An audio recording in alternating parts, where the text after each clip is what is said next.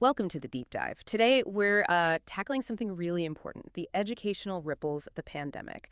We're looking specifically at university students, the ones who did high school physics, mostly during COVID, and trying to figure out, well, why there seem to be these big gaps in understanding right from the start.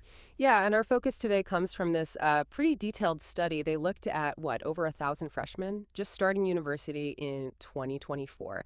And the goal wasn't just to say scores are low, it was to pinpoint the reasons. Like, did gender matter? Which courses they took, online versus in person, private tutoring? What actually shifted the needle on their readiness? Exactly. And, we have to be clear about what they measured. This wasn't about complex math problems. They used something called the Force Concept Inventory, the FCI. If you haven't come across it, it's basically the gold standard test used internationally. It's designed specifically to find those really fundamental misunderstandings people have about basic physics. Newtonian mechanics, right? Yeah. Like questions about forces on a ball thrown in the air, stuff like that. It's about the core concepts, not just, can you plug numbers into a formula? Okay, that's key. So they tested these students before they even started their college physics classes. Precisely. So it isolates that starting line gap, as you call it. It shows the understanding, or lack thereof, that they brought from high school. Right. And the statistical model they built, it explained a fair chunk of the differences they saw. Yeah, quite a bit, actually. It accounted for about 36.2% of the variance, which is pretty substantial in educational research. And that model let them sort of tease out how much each factor was pushing the scores up or down.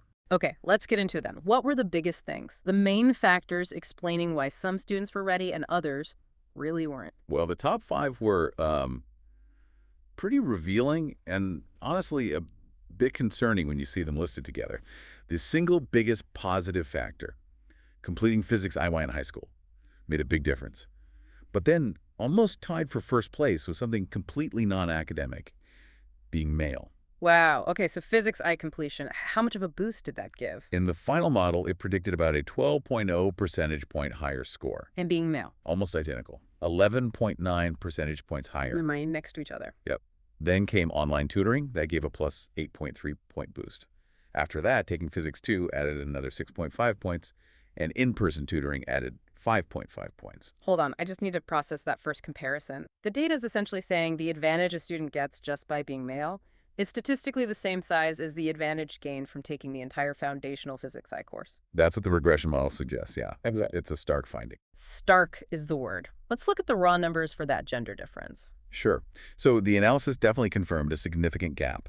Males, who made up about two-thirds of the sample, they averaged 51.7% correct on this FCI test. Females averaged only 35.8%. That's a raw difference of 15.9 percentage points right at the start. And where did students tend to fall within those scores? Was it evenly spread? Not at all. That's where it gets even more telling. If you look at the high scorers, students getting 70% or more correct, basically ready for college physics, well, 23.2% of the males were in that group. Okay. And for females? Only 5.9%. Yeah. A huge difference. Which means, conversely, the vast majority of female students were in the lower scoring groups. Exactly. If you look at the low score group under 50% correct, a staggering 80.7% of all the female students were clustered right there. Wow. It suggests that for most of the young women in this cohort, high school physics just didn't lead to a solid conceptual foundation. Okay, let's go back to that regression analysis finding. You said even after controlling for things like taking physics I or having tutoring, being female still predicted an 11.9 percentage point lower score. Explain for us why that controlled number, the 11.9, is maybe even more important than the raw 15.9 gap. Right, it's a crucial difference. The raw 15.9 gap could theoretically be partly explained if, say, fewer female students took physics I. Maybe course selection plays a role. But the regression model adjusts for that. Essentially asks, okay, take a male and a female student. If they both took physics I and both had tutoring, what's the predicted difference just based on gender? Okay.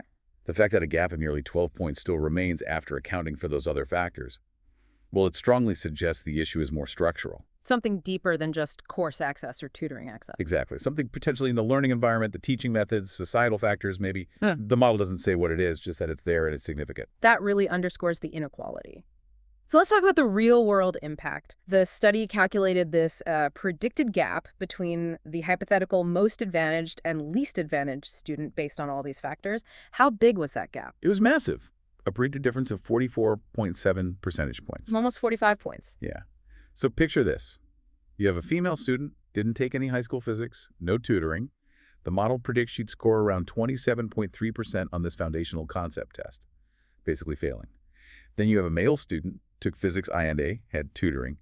He's predicted to score around 72.0%.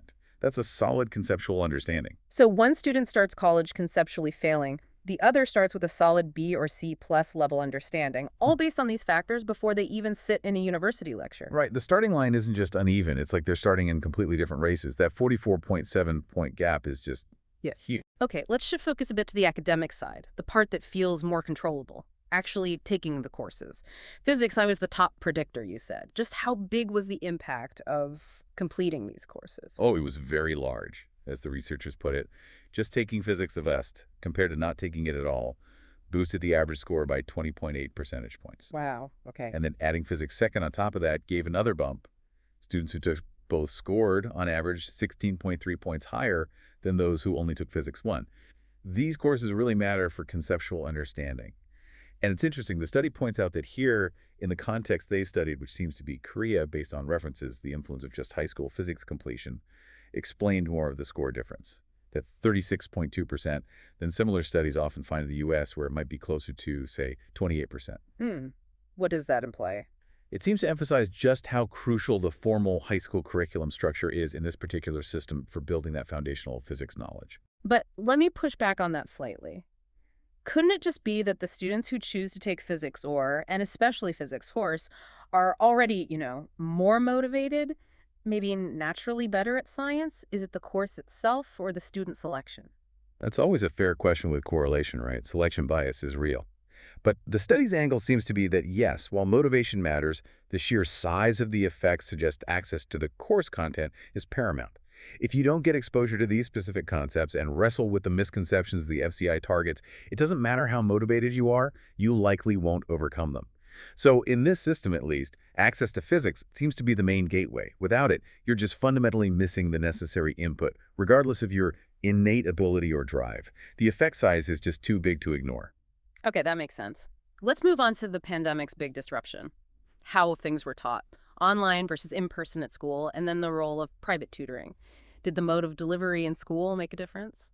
This is where it gets really interesting and maybe a bit counterintuitive. According to the final model, the school's method, whether physics I was taught in person or online, had almost no significant effect. In-person school instruction added a tiny, negligible plus 0.5 percentage points. Practically zero. Yeah. And online school instruction actually showed a slight negative trend, minus 2.5 points, but it wasn't statistically significant. So basically, for school-based learning, the delivery mode during the pandemic didn't seem to impact conceptual readiness much either way, according to this data. Oh. But what about tutoring? No, that was completely different. Private tutoring showed consistently strong, positive effects. And interestingly, the mode didn't matter as much there. Online tutoring had a big positive impact, plus 8.3 percentage points. That was the third biggest factor overall, right? After physics I and gender? Let me check, yes. Physics I plus 12.0, male gender plus 11.9, then online tutoring plus 8.3. You got it. And even in-person tutoring showed a solid positive effect too, at plus 5.5 percentage points. Okay, that's a really striking contrast we need to unpack. School online learning trended negative, maybe insignificant, but online tutoring was a major positive driver. How can the same medium, online, have such opposite results? Well, the paper dives into this. The interpretation they offer is essentially about quality and resources. They frame the positive effect of tutoring both online and in person as a quantitative expansion of learning opportunity. Basically, students using tutors are getting more focused, likely higher quality instruction time. The tutoring sector might have been better prepared, better resourced. Right, specialized tutors versus general teachers may be struggling with the tech shift. Possibly. And the paper suggests that the school-based online classes, especially during that rapid pandemic shift, probably suffered from a lot of issues. Think poor internet infrastructure, teachers maybe not fully trained for effective online pedagogy, and critically for physics. How do you do experiments? How do you get that hands-on conceptual feel online in a quickly cobbled-together system? Yeah, labs are tough online without the right setup. Exactly. So it might be that the school online experience, for many, was just not effective for deep conceptual learning in a subject like physics, whereas the private tutoring, even online, provided a more structured an effective supplement or substitute. So think about the implication there. During the pandemic disruption, the formal school systems struggled to deliver quality physics online. But if you could afford a private online tutor, you could potentially get a significant advantage. It basically turned readiness into something you could buy. That's certainly one way to read the disparity, yeah. It highlights a potential equity issue where access to quality supplemental education, especially online, could widen the gap based on socioeconomic status. Okay, so let's try and pull these threads together. Looking at all this data, what are the big interconnected forces creating this starting line gap for university physics? Well, I think three things really stand out from this study. First, there's that persistent structural gender gap.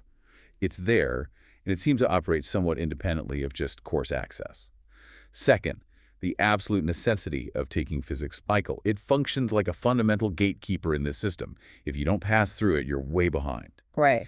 And third, the significant boost provided by private tutoring, which seemed to step in effectively where maybe the public online systems faltered during the pandemic, but in a way that likely benefits some students more than others. And what does this mean for policy, for schools? The clear message seems to be ensuring not just access, but high-quality access to foundational courses like physics within the high school system is critical. And given the gender gap finding, schools probably need active strategies to encourage and support female students in physics, going beyond just saying the course is available. That 44.7-point potential gap shows the cost of not getting this right. The study also mentioned something about those online joint education programs, right, where schools might pool resources for specialized subjects? Yes, it raises a caution flag there. The idea is good expanding access to courses like physics if a local school can't offer it. But the data here suggests that if those online programs aren't high quality, especially for conceptually demanding experiment-based subjects like physics, they might actually worsen the equity gap. Giving students a poor online experience might be worse than no experience, potentially turning them off the subject or failing to build real understanding. Quality control is key. So wrapping this up, we've looked deep into this data from students who lived through a really unique, disruptive period in education. The bottom line seems clear. Getting into that foundational physics I course is paramount. Institutional access matters most. But the pandemic threw a wrench in things. School online delivery struggled, it seems, while private tutoring, especially online, picked up the slack, becoming a major factor, but one that potentially deepens inequalities. And we keep coming back to that gender gap, the fact that it holds up even when you account for courses in tutoring. That tells us there are deeper issues at play. It could be teaching styles, assessment methods, cultural factors affecting confidence, something systemic that needs more investigation. Okay, so here's a final thought for you, our listeners, to chew on, building on all this.